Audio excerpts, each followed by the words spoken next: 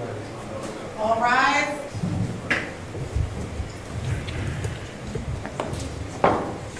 All right, thank you, everyone. You may be seated.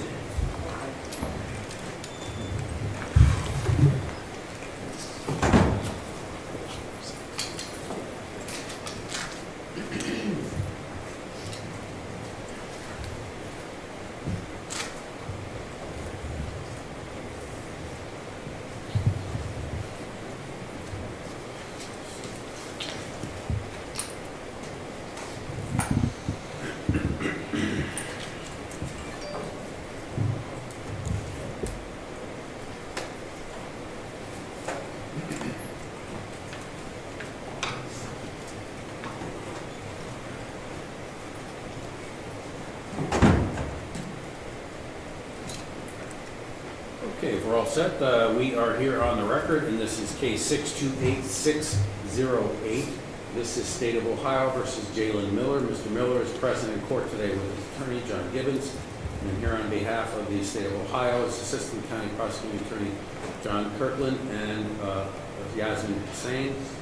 And we are here for sentencing in this case as previously on November 9th, 2018. The defendant pled guilty to an amended charge in count 1. He pled guilty to the charge of felonious assault under revised code section 2903.11 subsection A2, which is a felony of the second degree. He also pled guilty to a 1 and 3 year firearm specification under revised code sections 2941.141 and 2941.145. And that's in count 2.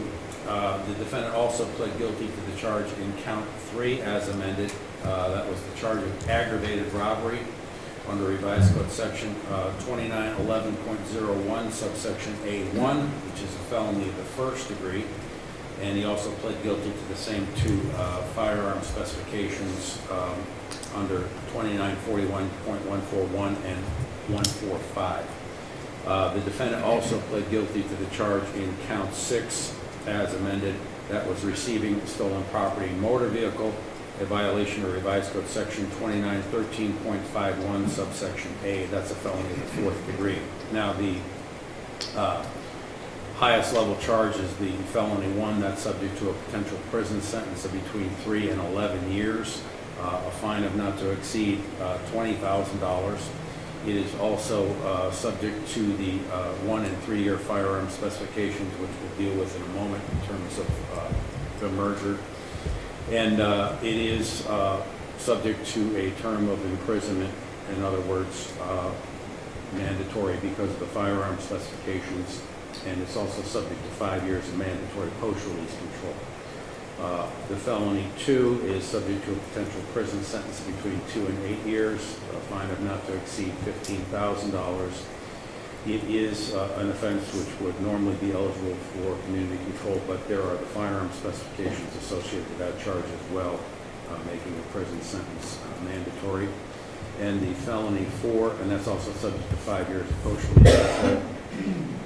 The felony, that's 3 years of mandatory post-release control. The felony 4 is subject to a potential term of incarceration of between 6 and 18 months, fine of not to exceed $5,000. It would be eligible for community control and is also subject to 3 years of discretionary post-release control.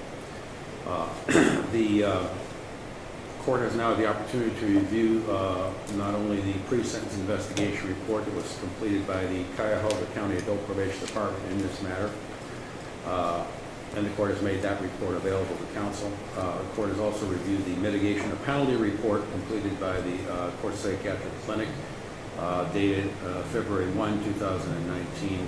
The court has also in its files the letters written by 5 parishioners from St. Mary's Parish, and I will state that any other written or oral statements made in the court today shall be preserved as part of the record of this hearing.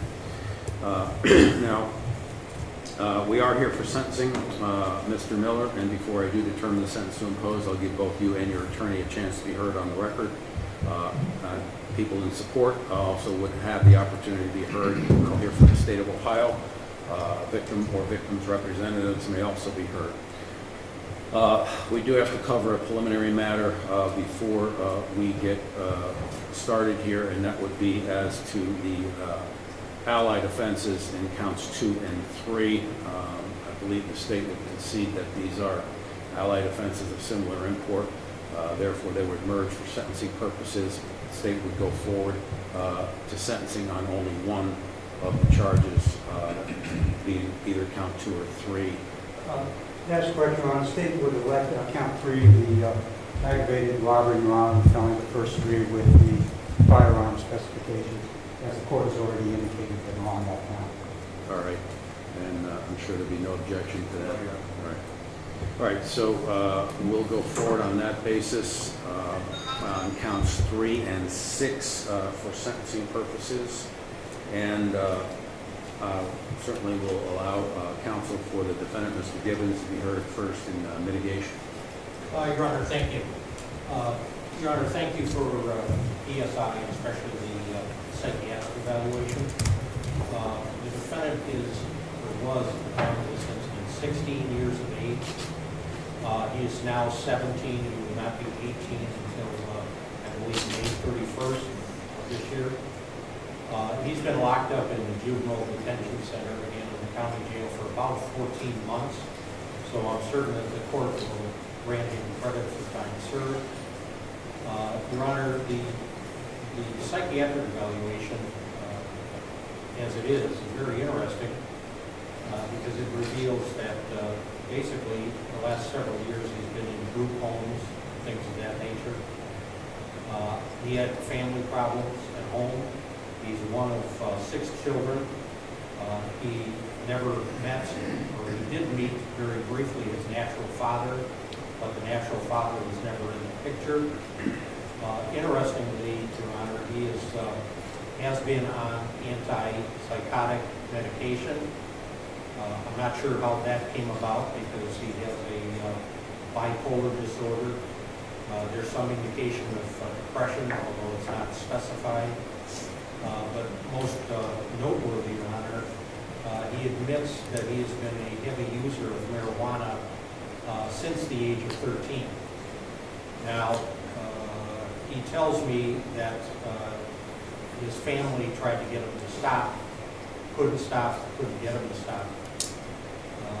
But I believe, based upon my interaction with people who end up in these situations, that one of the things that brings them to these to the county jail and prison system if they start smoking marijuana at a very young age, because I think my curbside opinion is that it really wreaks havoc with the development of their brain, and I hope that the court will see that. Now, Your Honor, he knows that he's going to do prison time. He knows that he's going off to the institution as a 17-year-old. He knows that when he gets to the institution, probably next week, there's going to be a lot of people. It's going to be red meat, so to speak, for the prison gangs. I don't think there's any way that anybody can predict whether he'll fall in with those guys or whether he'll behave himself, follow the rules, keep to himself. I think it's pure fate as to what happens if and when he gets out. And I believe, Your Honor, you have a range of sentences.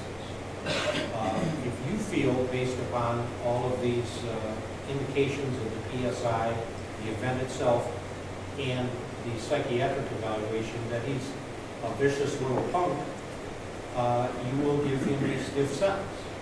However, I believe all the indicators are that he is more oblivious to reality than vicious, although obviously I was not out on the street when this event occurred, so it could go both ways.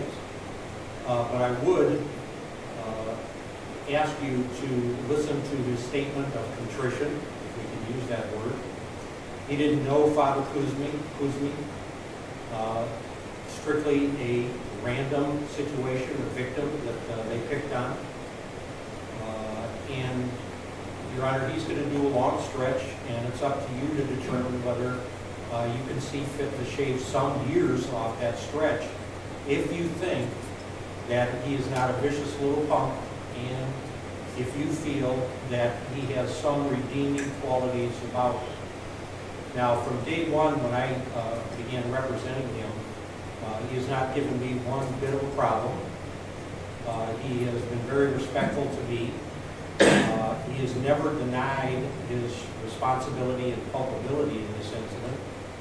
And I believe that there is one glimmer of hope that when this kid gets out of prison and gets back to the corner of Waterloo, 152nd and Holmes Avenue, which we all know he's coming back there sooner or later, that he will be a straight arrow as best he can, or the other alternative is he isn't a straight arrow and he goes right back into the street life. And I don't believe that anybody can predict what the outcome is going to be 10 years from now. However, I believe, Your Honor, and I hope you will, that this kid has a little bit of humanity in him, and that would lead you to give him a little bit of a break. And any break that you can give him in terms of time would be appreciated. I know he's got a little statement that he's going to read to the court and to his family who are present in the courtroom today, and especially to the victim, the good father from St. Mary's. And I believe that the statement is genuine. It's a genuine expression of remorse, and hopefully you will take that into account. All right. Thank you. All right, anything you want to say, Mr. Miller? Can he remain seated, Your Honor? You may. Speak up, man. First, I want to apologize for my actions. I want to apologize for my family for my actions. Most of all, I apologize to Father John Pussy for using that firearm to try to hurt me. I have no excuse for what I did to you. I know that. As of now, I'm now 17 years old of age and face a long prison sentence. Within the next week, I will face the prospect of many years in the prison system. I'll try to do good and keep my nose clean, but I know and you know that the prison gangs will do everything they can to get me to join them. I will try to avoid them as best I can, but you know and I know that it's not an easy thing to do. As I go to prison and face these people, will you think of me, Father Combs, and will you pray for me? Will you visit me if you can? I will need your help. Thank you. Thank you. He's got one more. And All right, go ahead. while I was in the juvenile detention center, I used my time watching. I got my high school diploma, and I came with a plan once I came home. Okay, very good. All right, thank you. Is there anyone else that wishes to speak on behalf of the defendant, Mr. Gibbons? No, Your Honor. All right, thank you. All right, then we'll go to the state and Mr. Kirkland. Thank you. If we could, I'd like Father Combs to address the court. Sure. Your Honor. You can come And, forward. I'll follow that. Thank you. Father?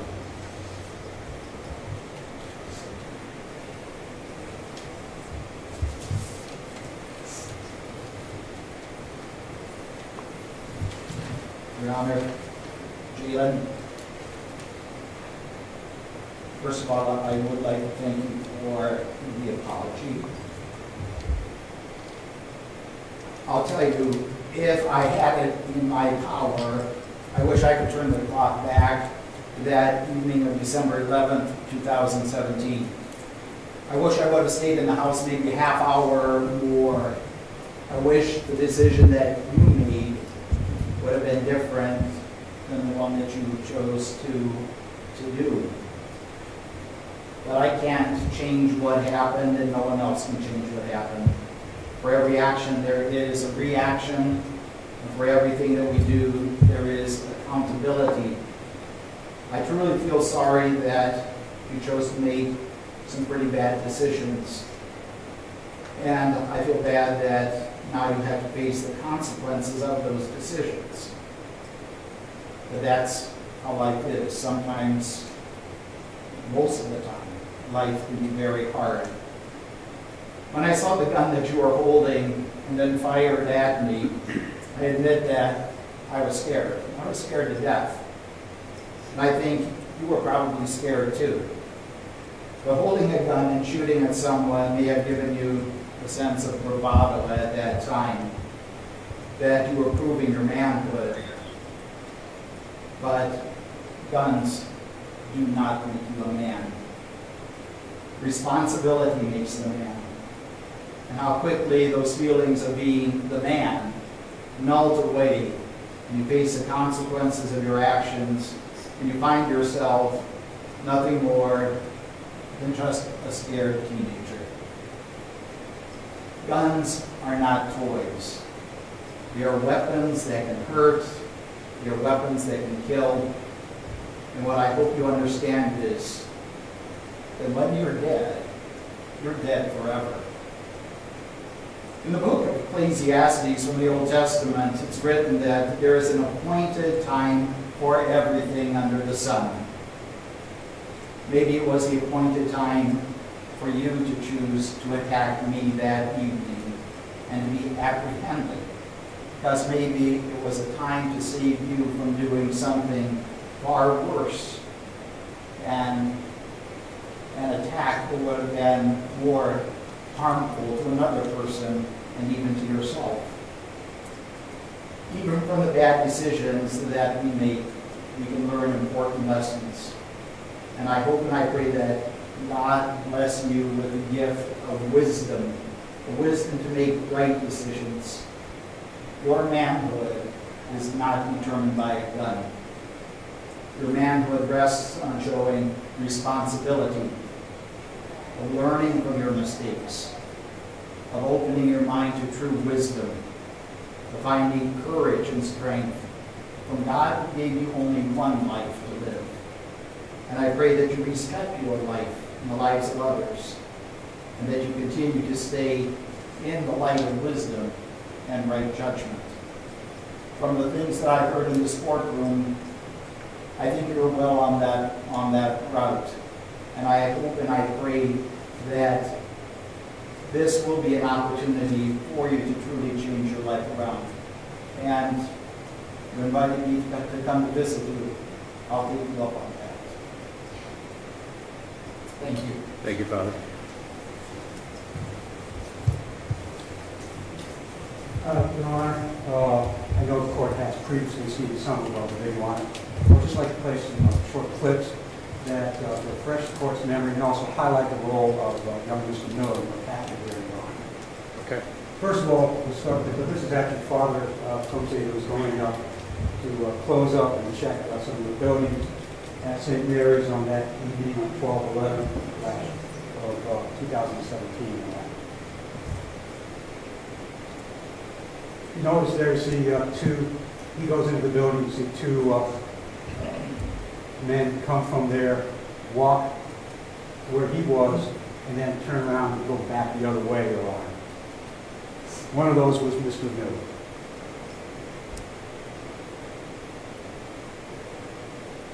This next clip, unfortunately, was a little bit fuzzy, but you'll see up here was the van that he was in, and over here we the alleyway. He saw Father comes to go down and then fall there. And in a few minutes, you'll see a couple of figures go down there, and that's them right there on the corner, Your Honor. This is going to go down. They'll go around, corner fall, and Father proceed. And in a bit, we'll see them come back.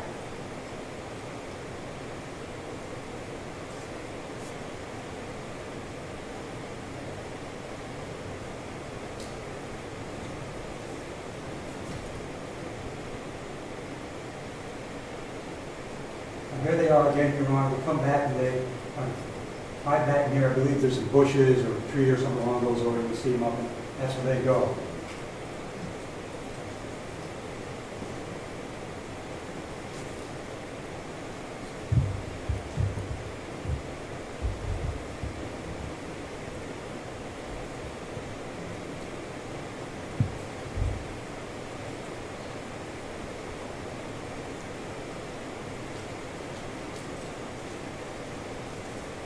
And here we see Father Coates, you can see him right here walking again from that alleyway over back towards that direction. He even stops and looks a bit to the right because he sees something or hears something. Again, Mr. Miller and the other co-defendants up in this area. We'll see them now in just a second. What do? They were hiding, and they start following Father Coates.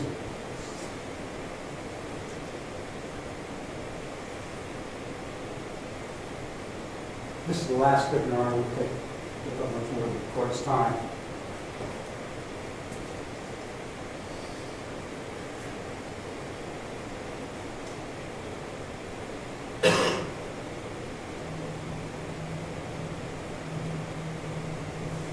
Right there's Father Coates. You see the two individuals actually chasing him. Unfortunately, the confrontation is not covered by camera initially. That flash was one of the two gunshots, Your Honor, that you just saw. That's what that was. Your Honor, so what do we have? I mean, I agree with counsel that, yes, this is random. I don't believe they planned to rob or shoot at Father Coates initially. He was a target of opportunity. They were parked there, they saw him, and they made the decision to get out of that van with guns to attempt to rob Father Coates. And what happened? They confronted him after hiding. Father Coates ran in fear of his life. And what happened at that point? They actually chased him. As you saw, they chased him from off camera all the way across this area of the parking lot. And they shot at him. They didn't let him go. They didn't decide that, well, he's not going to be an easy target, so we'll let him go. They chased him. And Jalen Miller shot him. Fortunately, Father Coates didn't actually address this issue, but he actually slipped and fell. And they shot over him. I don't know if it was God's hand or it intervened at that point, but absent that fall, we may have a very different situation before us. And this is tragic enough. It could have been a lot worse.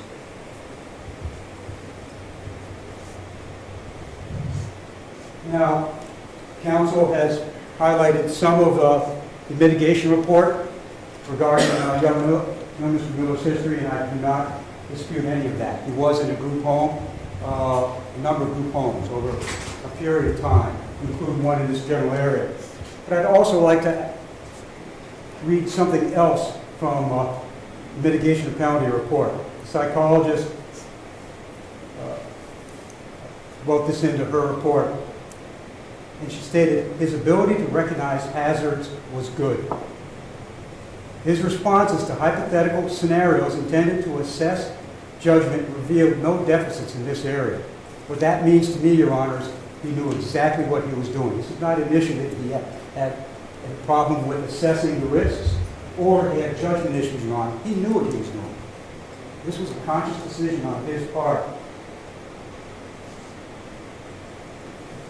There was very, very little, if any, humanity reflected that night. They did run away after shooting at him, and I suspect that's more because they decided at that point that with shots fired, somebody was going to be coming, somebody was calling the police. It probably had more to do with them running away than any other single thing. Your Honor, you've already had other defendants in this matter before you. I would note that the young man who pled earlier in this matter, the driver, Mr. Kimbrough, who never left the van but was definitely a part of this, the court gave him 7 years. I would recollect the court indicating that the sentencing must be proportional to what was done by the individual defendants. At the top tier of this random act of violence is Mr. Miller. He got out of the vehicle, he stalked Father Coates, hid from him, confronted him, chased after him, fired at him. In terms of proportional responsibility for what happened that night, I believe Mr. Miller is at the highest end of this particular criminal act. And I urge the court to sentence him accordingly, Your Honor. I know that you have a number of letters from the parishioners, Your Honor. I can only guess at the effect that it has when your parish priest in your community is the target of a random act of violence such as this, Your Honor. I don't know what else could tear at the fabric of a community more than having your parish priest being the victim of this type of violent crime, Your Honor. And I urge the court to take that into consideration in forming the appropriate sentence. Thank you, Your Honor. Thank you. All right, if there's nothing further then from the state, then I will go forward with sentencing. And I will consider the purposes and principles of felony sentencing under Revised Code Section 292911, as well as the seriousness and recidivism factors under 292912. Now, I will note from my review of the PSI that the defendant does have a prior history of criminal convictions. Obviously, because of the defendant's age, they're all confined to juvenile adjudications, but there was an assault case back in 2015, also domestic violence that same year, and a criminal damaging juvenile case in 2018. The mitigating factors here, obviously, court's been presented with those, and there is mitigation. Certainly, as Father Kunze did mention, he wishes things could be different. Certainly the court wishes things could be different too. There's no joy in sending a young man to prison, but there are consequences for decisions. And there was a decision-making process here that took place. I mean, it's obvious from the video and certainly from the representations made to the court that the defendant and his co-defendants were lying in wait for Father Kunze, and then did pursue him and also did shoot at him, and with this defendant being one of the principal offenders in that regard. Now, the appropriate sentence, it's always a mixture of, certainly trying to be consistent in terms of the sentences that are imposed over the course of this court's consideration of multiple different types of offenses. And certainly in this case, there was another defendant already sentenced on this particular crime with a little less involvement, I would say, than Mr. Miller. So in this case, as in the other case, the court is going to find that a prison sentence is necessary in order to protect the public and not demean the seriousness of the offense. Now, obviously, we have already agreed that count 2 will merge into count 3 for sentencing purposes, as they are allied offenses of similar import. And the other defendant in this case, Terrence Kimbrough, was sentenced to 6 years on the underlying aggravated robbery charge. I'm going to repeat that same sentence for this defendant because I do believe that because the defendants were complicit with one another in the crime, that they should all be sentenced accordingly. But this defendant also has pled to a 3-year firearm specification, which I believe will provide the additional sentencing to certainly make the punishment correspond to the level of involvement in the crime. That 3-year firearm specification by law is run prior to and consecutive with the sentence imposed on the underlying aggravated robbery charge. So that'll be a total of 9 years. The sentence that the court imposes on count 6, the receiving stolen property, that's the van that was stolen, that will be an 18-month prison sentence, but that sentence will run concurrent with the sentence imposed on count 3. So total sentence in this case is going to be 9 years, and the defendant will be assessed with the costs associated with this action. The defendant will be granted credit for time served up until the date of transfer, and court does have to advise the defendant with respect to post-release control, which will be imposed by the Adult Parole Authority upon release from prison. So, Mr. Miller, upon your release from prison, the Adult Parole Authority will supervise you for an additional 5 years after your release. They will place terms and conditions upon you that will apply during that 5-year period, and if you violate any of those terms and conditions during that period of time, then you can be sent back to prison for up to 1/2 of the original sentence in this case. The defendant, again, I don't believe there are any sufficient grounds for an appeal here, but if an appeal is desired, certainly the defendant is entitled to an appeal, and the payment of any papers necessary for an appeal will be borne by the state of Ohio, and the cost of any counsel for the effect of prosecuting or going forward with the appeal would also be provided by the court. So unless there is anything further, then before we do adjourn in this matter? Nothing on behalf of the state, Your Honor. No, Your Honor. All right, then the defendant is remanded back to the custody of the sheriff for transfer to the institution, and we are adjourned. Thank you. Thank you, Your Honor. Thank you, Your Honor.